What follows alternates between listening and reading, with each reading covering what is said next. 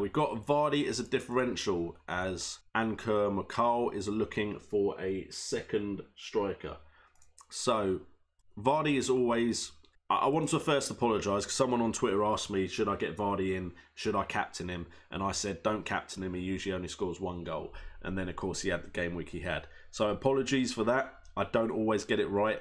But for me right now, Jamie Vardy is looking on the rise. And Leicester do have decent fixtures. Newcastle, Everton. And then after Arsenal, they have a long run of good fixtures. West Ham, Cardiff, Burnley, Brighton, Hove Albion and Watford. And with Arsenal's defence, I know they've just got a clean sheet. It's still possible that goals are scored by that Leicester side.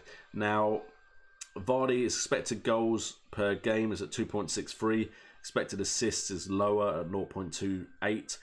He is underperforming compared to what the stats say he should be scoring.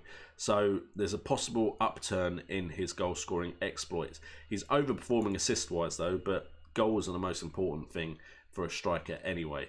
So despite the fact that he has been suspended, right now if we look at the top goal scorers in the league, Vardy has scored a 2, and that puts him in the same table as Callum Wilson, Lacazette, Joshua King, Raul Jimenez, Deeney, Ashley Barnes, Firmino and Aubameyang, who have all played more minutes. As far as big chances scored, Vardy has scored 2 big chances. That puts him above the likes of Kane, who has had more big chances than him, but scored less of them. Who else has scored more big chances? More big chances for Raul Jimenez, but he scored less of them. So Vardy is outperforming some big name strikers with the amount of big chances he's actually putting away. Total attempts on goal, Vardy's got 12. That's the same as Zaha, the same as Firmino, same as Andre Gray, Joshua King.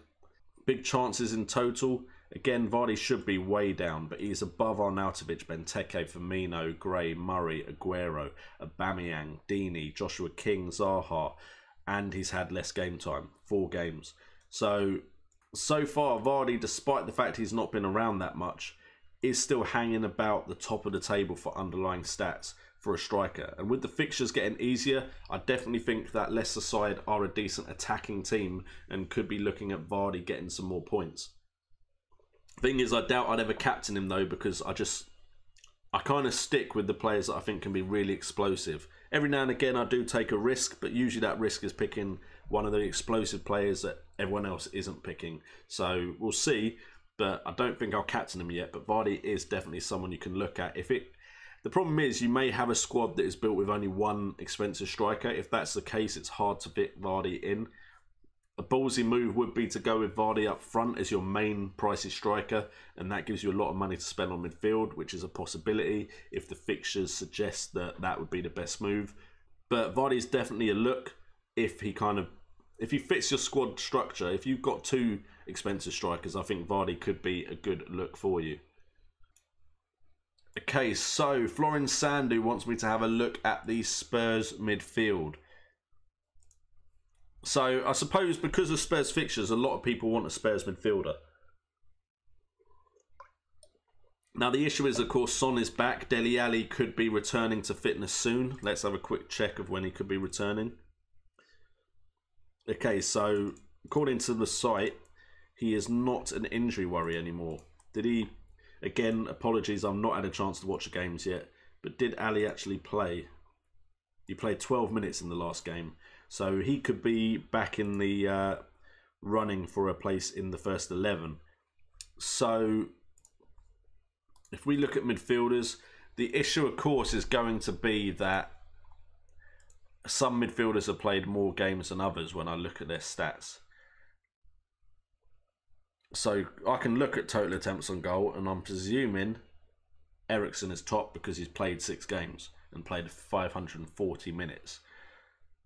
Then Ali is next with 9 attempts on goal, despite missing out on some games or some game time.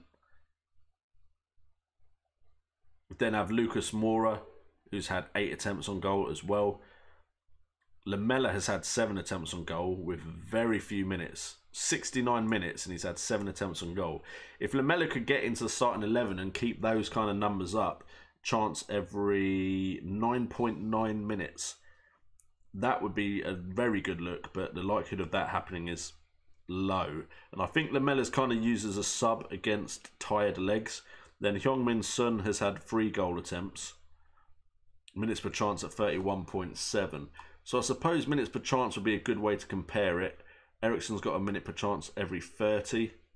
Dele Alli has a minute per chance every 40.2. And Lucas Moura is at 63.3. So Son and Eriksen actually have chances the most frequently. However, from shots inside the box, I'm presuming Ali is top with 9. Moura's probably next. Oh, it's actually Eriksen with 6 and Moura with 6. And then Lamela with 5. And then Son has had 2 shots inside the box. And then as far as big chances are concerned, Ali has had 3. Lucas Moura has had 3. Eriksen often drops down the table when it comes to these kind of chances. Lamela has had 2 because Eriksen does shoot from distance more frequently than the others. Okay, it looks like Eriksen hasn't had 1 big chance and neither has Son. But of course Son's played a lot less. So for me, to be honest, I think it's all about budget and how nailed on you think they are. I think when Dele Alli is fit and when Christian Eriksen are fit, they start. So that leaves 1 position really in the attacking midfield slots to go to Lucas Moura, Son or Eric Lamela. Now Eric Lamela looks to me to be the outside option because he's generally just used as a sub.